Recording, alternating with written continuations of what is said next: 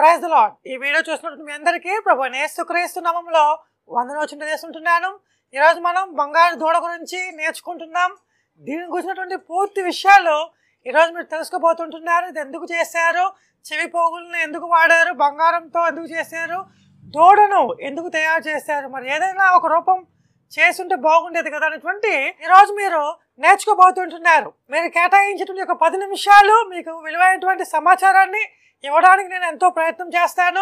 మనం చూస్తే కనుక ఇశ్రాయేల్ జనులు దేవుని మహాశక్తి ద్వారా ఐగుప్తుల నుంచి విడుదల పొందిన తర్వాత ఎవరు ఊహించినటువంటి ఒక పరిణామం లేదా ఒక సంఘటన, దేవుడే కాపాడి దేవుడే శిక్షిస్తాడనేటువంటి సందేహం కూడా కలుగుతూ ఉంటుంది. ఈ నిర్గమకాండం 32వ అధ్యాయంలో మనం గమనిస్తే కనుక దేవుడు ఎంతో ప్రేమించి 10 తెగులను పంపించి ఇశ్రాయేల్ జనులను ఐగుప్తుల నుంచి బయటకు తీసుకుని రావటం జరిగింది. ఆ తర్వాత కూడా ఫరో 600 రథములను వేసుకొని తరుముచూ ఉండగా ఇశ్రాయేల్ జనులను ఎర్ర సముద్రం తెరిచి ఇశ్రాయేలును కాపాడి అదే సముద్రంలో ఫరో సైనికులను ముంచేయడం మనం గమనిస్తూ ఉంటాం. ఆ విధంగా ఒక గొప్ప అద్భుతం చేసి ఇశ్రాయేల్ జనులను దేవుడు కాపాడి స్వతంత్రాన్ని పొందుకున్నారు.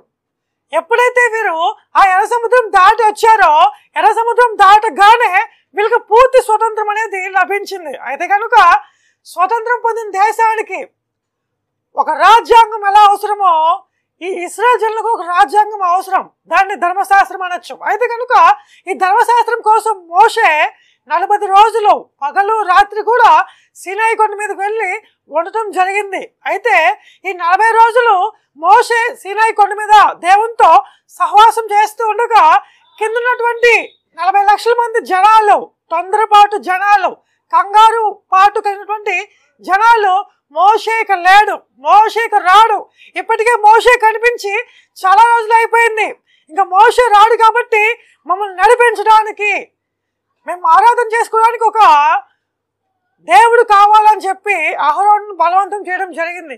ఎందుకు బలవంతం చేశారంటే కనుక ఇశ్రాయేల్ జనులకు ఐగుప్తు బాగా అలవాటు పడిపోయింది. ఐగుప్తు నుంచి వచ్చారు కానీ ఐగుప్తు యొక్క అలవాట్లు, ఐగుప్తు యొక్క సాంప్రదాయాలు, ఐగుప్తు యొక్క విధానం అనేది వీళ్ళ యొక్క హృదయంలో బాగా నిండిపోయి ఉంది. కాబట్టి ఐగుప్తు ప్రజలు ఎలా అయితే దేవుణ్ణి ఆరాధన చేశారో మేము కూడా అలాగే ఆరాధన చేయాలని చెప్పి ఆలోచన కలిగి అహరోనును బాగా బలవంతం చేశారు. ఇంకా అహరోనుకి వేరే మార్గం లేకుండా పోయింది. ప్రజలకు ఎదురు అహరోను చెప్పలేకపోయాడు, ప్రజలను కన్విన్స్ చేయలేకపోయాడు, ప్రజలను ఆపలేకపోయాడు. అందుకనే చెవి పోగులను తీసుకుని రండని చెప్పినట్టుగా మనము నిర్గమకాండం 32వ అధ్యాయం 3-4 వాక్యాలు మనం గమనిస్తూ ఉంటాం. ఇశ్రాయేల్ జనులకు బంగారం అనేది ఐగుప్తు వాళ్ళే ఇచ్చారు. ఐగుప్తు వాళ్ళే స్వతహాగా ఇష్టపూర్వకంగా ఇచ్చి తీసుకుని వెళ్ళమన్నట్టుగా మనము నిర్గమకాండంలో చూస్తూ ఉంటాం. అయితే కనుక అహరోను ఎందుకని చెవి పోగుల్ని తెమ్మన్నాడు? బంగారం చేసినటువంటి ఆభరణాలు ఇంకా చాలా ఉంటాయి కదా, చెవి పోగులకి ఎందుకు అంత ప్రత్యేకత అనేటువంటి విషయాన్ని నేర్చుకుంటాం. రెండవదిగా దూడ రూపాన్ని ఎందుకు చేశారు? వేరొక రూపం ఏదైనా చేసుకోవచ్చు కదా అని కూడా మనం చూస్తే కనుక మొట్టమొదటిగా చెవి పోగులను ఎందుకు తెమ్మన్నాడంటే కనుక చెవి పోగులు అనేవి ఐగుప్తుల యొక్క విధానం అనమాట. ఐగుప్తులందరూ కూడా చెవి పోగులను ధరిస్తూ ఉంటారు. స్త్రీలు, పురుషులు, పిల్లలు అందరూ కూడా ఆ యొక్క చెవి పోగులను ధరిస్తూ ఉంటారు. ఈ చెవి పోగులు అనేవి ఐగుప్తులకు గర్వకారణం, ప్రసిద్ధిగాను భావించేవారు. అది మాత్రమే కాదు కానీ బంగారం గమనిస్తే కనుక బంగారం ఐగుప్తు ప్రజలకు చాలా అంటే చాలా విలువైనటువంటి విషయం. ఎంత విలువ అంటే కనుక బంగారంలో దైవభక్తి ఉందని, బంగారం వారిని కాపాడుతుందని, వారిని రక్షించేటువంటి కాపాడేటువంటి శక్తులు బంగారంలో ఉంటాయని చెప్పి వాళ్ళు ఎంతగానో విశ్వసించేవారు. అందుకనే తమను తాము రక్షించుకోవడానికి ప్రతి ఒక్కరు కూడా బంగారమును ధరించేవారు. స్వర్గానికి వెళ్ళాలన్నా కూడా బంగారమే అవసరం, బంగారం ఇస్తేనే స్వర్గానికి వెళ్తామనేటువంటి ఒక ఆలోచన కలిగి ఉండేవారు. అందుకనే సమాధులలో కూడా బంగారాన్ని, ఆ చనిపోయినటువంటి శవంతో పాటు బంగారాన్ని కూడా మనము పాతిపెట్టినట్టుగా చూస్తూ ఉంటాం. దానికి నేడు అనేక ఆధారాలు కూడా ఉన్నాయి.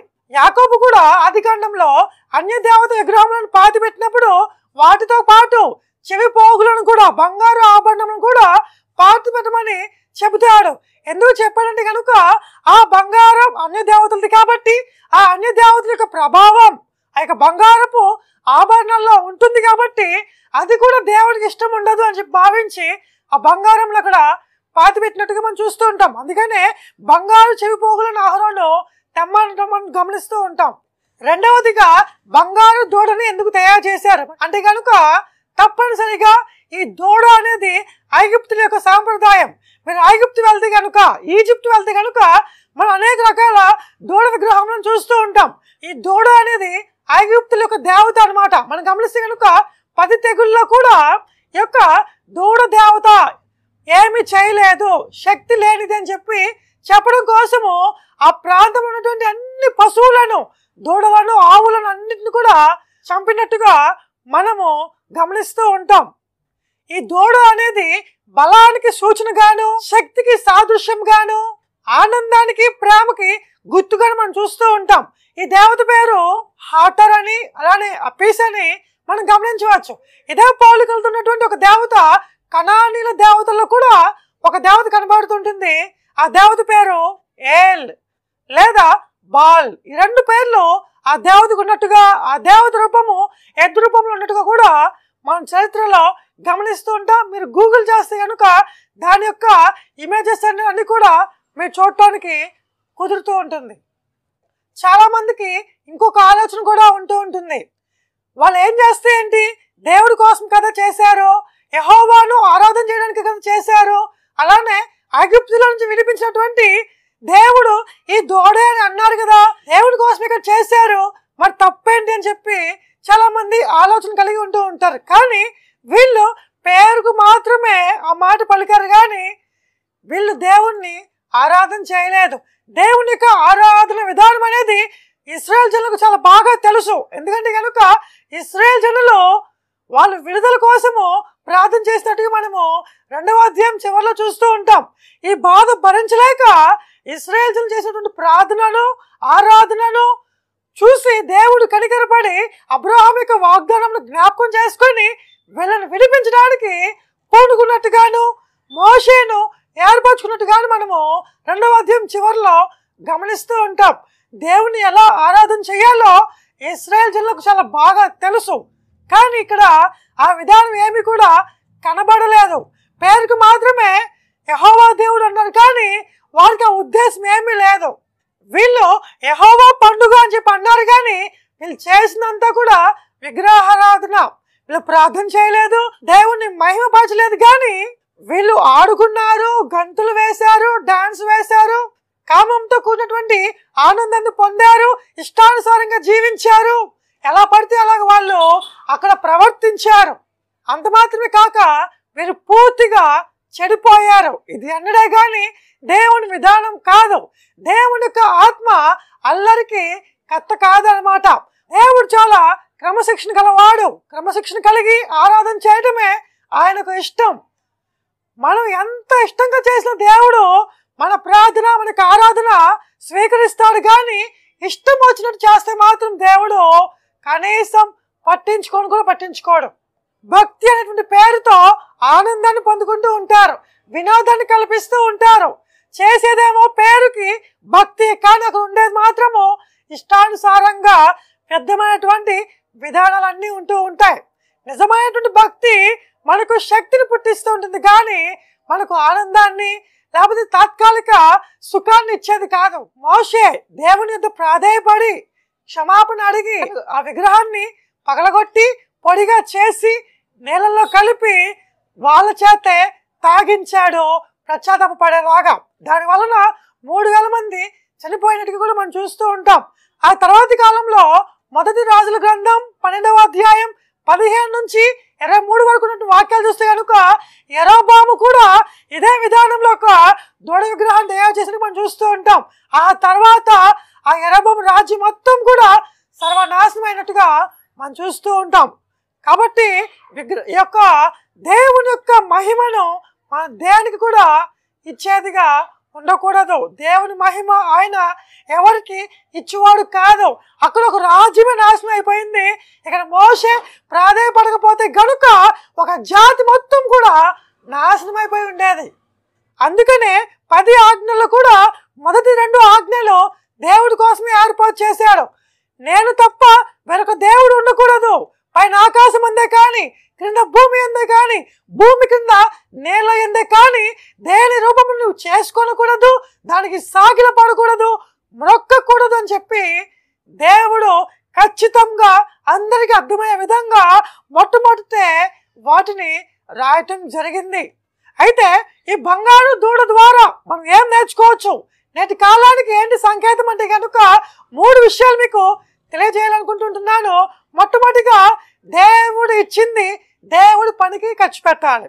దేవుడు ఇచ్చింది దేవుడి పనికి ఖర్చు పెట్టాలి. ఎందుకంటే కనుక మనం గమనిస్తే కనుక ప్రకటన గ్రంథంలో దేవుడు ప్రేమించి 24 పెద్దలకు ఇచ్చినటువంటి 24 కిరీటములను వాళ్ళు స్వీకరించి మరలా ఆ కిరీటములను ఆయన పాదాల వద్ద పెట్టినట్టుగా కూడా మనం చూస్తూ ఉంటాం. ఐగుప్తు నుంచి బయటకు వచ్చినప్పుడు ఐగుప్తుల చేత బంగారం ఇప్పించింది. ఎందుకు అంటే కనుక ఆ బంగారము ప్రత్యక్ష గుడారంలో వాడటం కోసం, దేవుని మందిరం కోసం ఆ బంగారం ఇవ్వటం జరిగింది. దేవుడు ఇచ్చింది దేవుని పని కోసం, కానీ వీళ్ళు దేవుడు ఇచ్చినటువంటి దానిని పాపం చేయడానికి వాళ్ళ సొంత ఆనందాల కోసము వాడుకున్నారు. కానీ మనం అలా వాడుకోకూడదు. దేవుడు ఇచ్చింది దేవునికి ఖర్చు పెట్టేవారుగా ఉండాలి. రెండవదిగా వీళ్ళు సహనం లేని ప్రజలు. మోషే వచ్చేదాకా ఆగలేకపోయారు. సహనం లేని ప్రజలను దేవుడు అనడే గాని క్షమించాడు, కఠినంగా శిక్షిస్తాడు.